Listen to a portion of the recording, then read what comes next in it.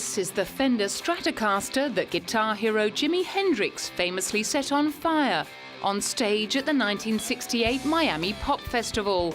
Nearly 40 years later, it fetched a staggering £300,000 at a London auction. Only the Beatles excel in price over Jimi Hendrix. There's a hierarchy. It's the Beatles, Hendrix, Elvis, then Rolling Stones, Madonna and stuff like that. It levels out into various areas. But Jimi Hendrix is one of the most collectible people, rock stars. Not just because he's dead, but because his career was so short. After growing up in poverty in post-war Seattle, James Marshall Hendrix didn't get his hands on a guitar until he was 15 years old.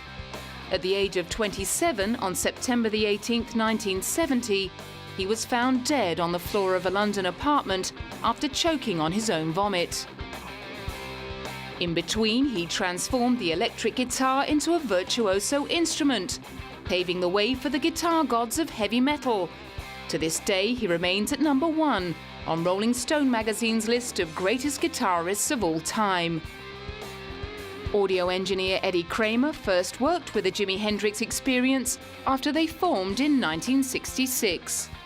I have to say this, that working with Jimi Hendrix was the greatest experience of my life, and no pun intended with the word experience, but he was just so wonderful in the studio. He had a great sense of humor. He had complete command of the instrument itself. 3 years later, with his new band Gypsy Sun and Rainbows, he was headlining the legendary Woodstock Festival in upstate New York. Due to delays and technical problems, the band didn't make it on stage until the Monday morning, by which time half the crowd had left. Well, it certainly was a challenge, but I've always said this about Woodstock, 3 days of drugs and hell.